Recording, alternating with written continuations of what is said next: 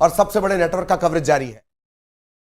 प्रियंका जी ने 5 गारंटियों में से मध्य प्रदेश में इसकी घोषणा 6 महीने से पहले कर दी थी। राजस्थान में कांग्रेस की सरकार है, वहां ये बात आ रही है।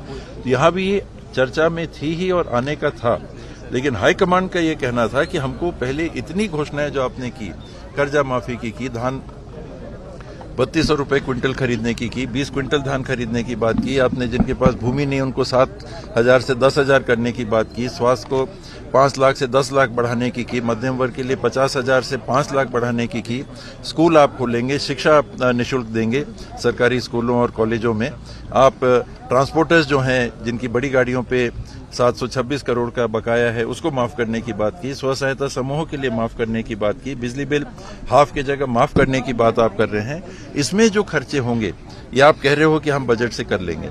अब ये अतिरिक्त जो खर्चा आ रहा है ये करीब 10,000 करोड़ का और है। इसके संसाधन आप कहां से लाओगे, हमको पहले संतुष्ट करो, फिर हम घोषणा करो, क्योंकि ये पार्टी की तरफ से घोषणा है, कोई टीएस बाबा की या किसी अन्य व्यक्ति की घोषणा नहीं है, कांग्रेस पार्टी की घोषणा है और पब्लिक को झूठ नहीं बोलना है।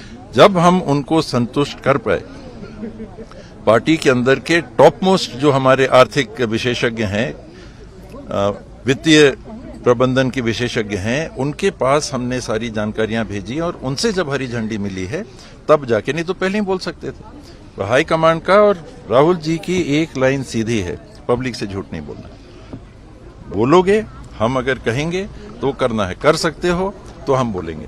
तो इसलिए आपका मानना है बाबा डेवलपमेंट इफेक्ट नहीं होगा इससे, कि जो अतिरिक्त भार पड़ रहा है उसका अतिरिक्त आमदनी के जरिए के आधार पे ये घोषणाएं हुई और हर साल छत्तीसगढ़ के आंकड़े आप देखिए तो 14% कम से कम राजस्व की बढ़ोतरी होती है हर साल।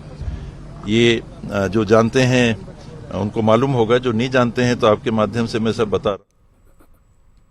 तो टी.एस. सिंहदेव को आप सुन रहे थे। टी.एस. सिंहदेव जो कि अंबिकापुर से मैदान में है इस बार, और टी.एस. सिंहदेव एक ऐसे नेता जो कि अपने सरल स्वभाव और अपनी सहज बातों के लिए जाने जाते हैं, और इस बार एक बार फिर से मीडिया के सामने आकर बहुत ही सरल और सहज अंदाज में उन्होंने अपनी बात रखी। पार्टी के बारे में जो दावे उन्होंने किए हैं वो अब जनादेश के बाद ही तय होगा। 3 दिसंबर को स्पष्ट होगा कि टी.एस. बाबा की बातों में कितनी सच्चाई है, कितना उन्हें जो विश्वास है वो कितना खरा उतरा।